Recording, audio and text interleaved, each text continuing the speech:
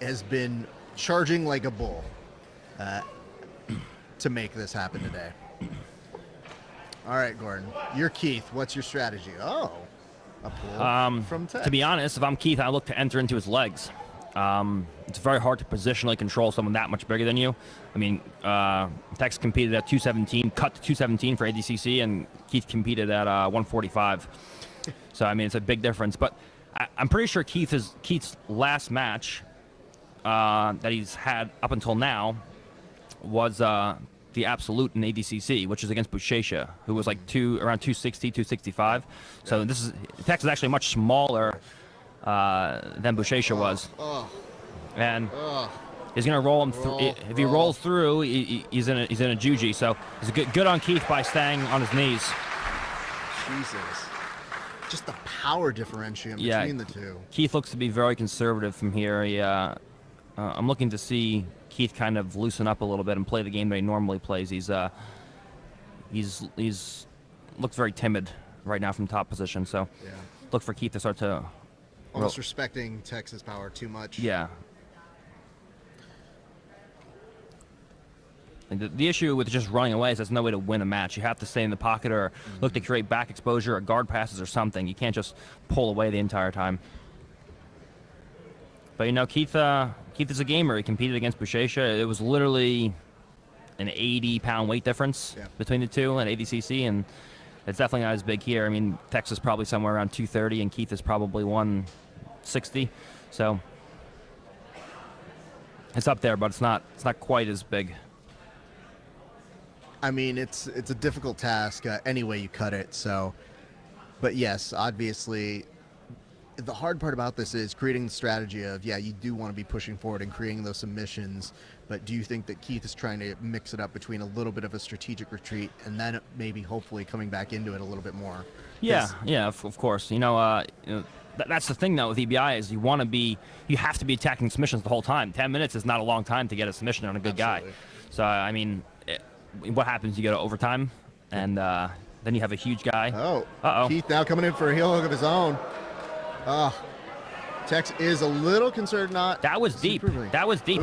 He had his knee trapped. He's got to stay on that. And Tex just pushes him off and smiling as he does it.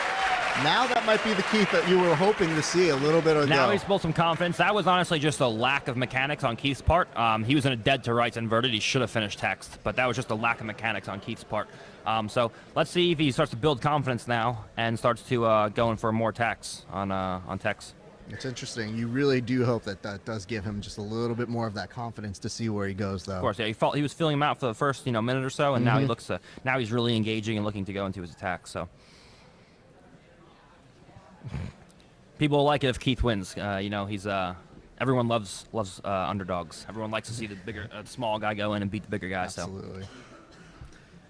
And again, of course, the two of them have a very playful, bantery relationship outside of this. But as anybody who competes against Tex will tell you, he is a different person when he is competing here. Yes, of course. Tex's most notable win for sure throughout the gi has been Felipe Pena. He competed against Felipe in the Kasai a couple months ago, and nobody gave Tex a chance in that match, and comes in and then inverted heel hooks Felipe, and then went into the finals against Kanan. So I mean, he's no joke. You have to take him. You have to take him seriously for sure. Absolutely. I mean, obviously people talk about Tex's tenacity continuously, but the man is super proficient. Nice job by Tex following him up. Yep. Looks like now Tex is opting to go ahead and start playing a little bit more up, looking like he wants to just kind of crush Keith's leg over here. Now Keith back up top. Nice movement over here by young Keith, who wants to try and keep doing this back step. Now, you see how the back step is... No, the knee's going to come free. See, the back step is so telegraphed now that Tex kind of knows it's coming, so he can post on Keith's hip. Yep. What Keith should be doing is playing a trilemma game between threatening a back step, fighting in an underhook to start going into heavy pressure passing, and threaten a rolling Kimura on the far side. I don't know if you guys watched my EBI 185-pound division, but if you want to see the dilemma between a backstep and a Kimura, watch my match against Mike Hillebrand. The backstep wasn't there, so I went for the Kimura instead. If Keith just started playing a little bit more with a little bit more diversity, and having more options than just the backstep, you'd have a lot more success.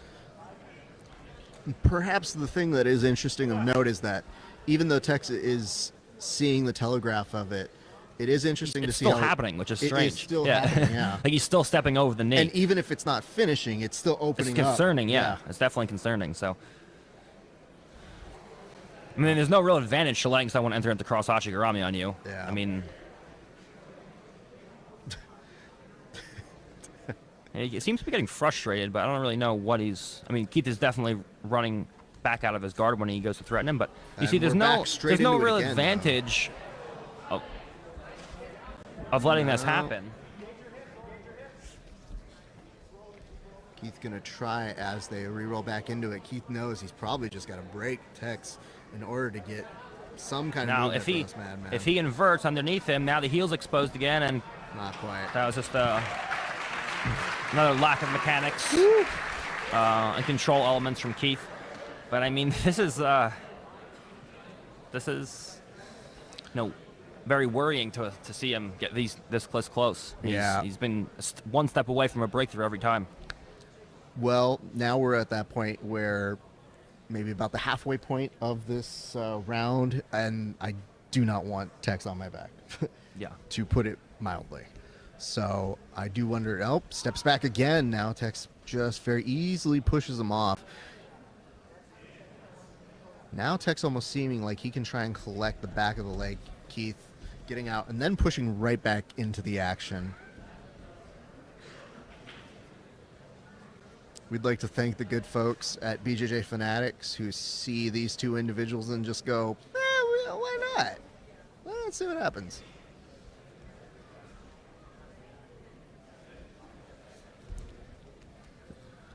Keith trying to create just a little bit of movement.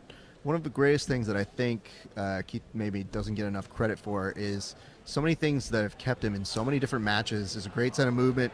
Does look like for a split second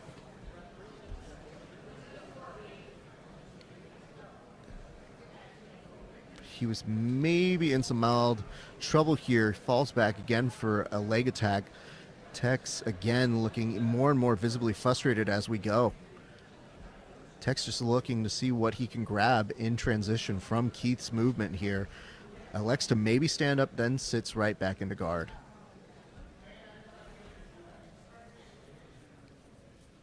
What is Tex exactly trying to grab every time he goes underneath in between Keith's leg? You're talking about when he inverts? Yeah. So he's trying to invert into cross Hachigurami by grabbing both of Keith's legs. And it makes it hard for Keith to sprawl. But he's getting very frustrated. Keith is moving away, but he had success with coming up and following him to top position one time, but he only did it one time. If he just did it every time, there would be availability for sweeps and back exposure and all of that, but he just is choosing not to do it and showing visible frustration. Yeah. Interesting to see how this is playing out over here. Of course, this is the last prelim match that we have.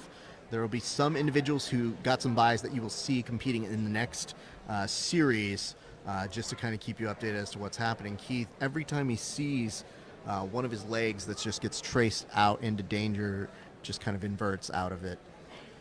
So next we have Jezere versus Lucas Valle, yeah? I think that is going to be the match. Okay. I'm pretty sure. Could be wrong, but that's what I'm thinking.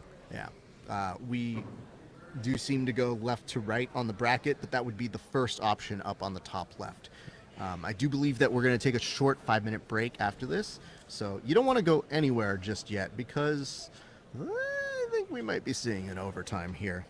That's what it looks like, and it's going to be interesting to see what happens in the overtime because Tex has been hopping around gym to gym the last couple of months. Yep. And now he's with Fight Sports officially, and I know for a fact pretty much that the Fight Sports guys, Keith, no.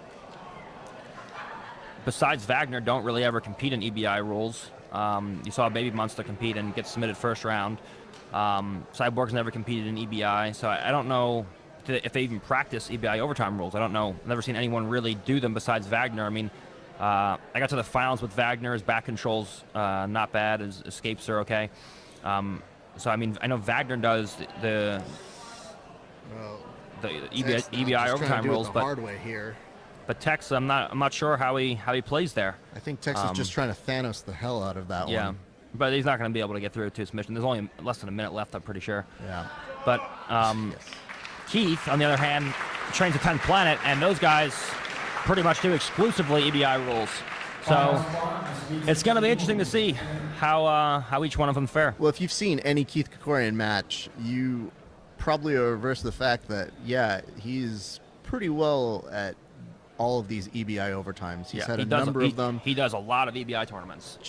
He really has a very, very solid understanding of how those mechanics work. So it is easy to dispel that. Again, it's just going to come down to power difference size. It looks like they are examining Keith's eye right now.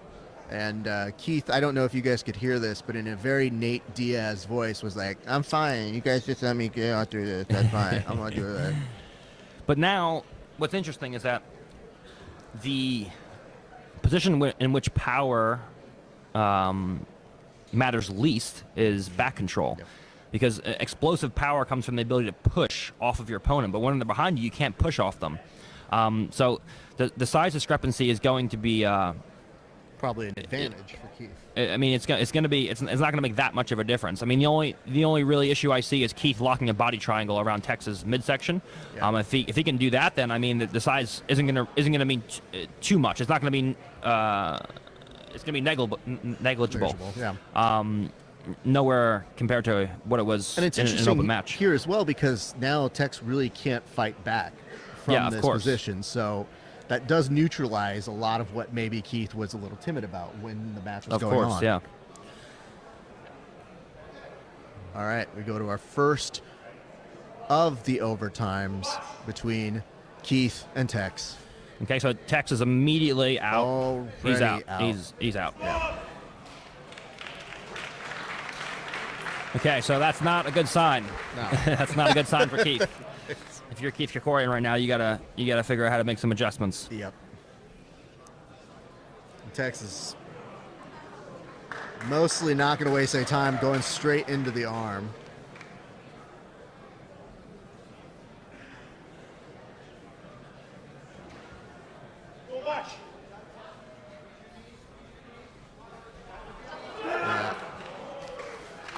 All right, so Tex Johnson, your winner. Nice escape, nice finish.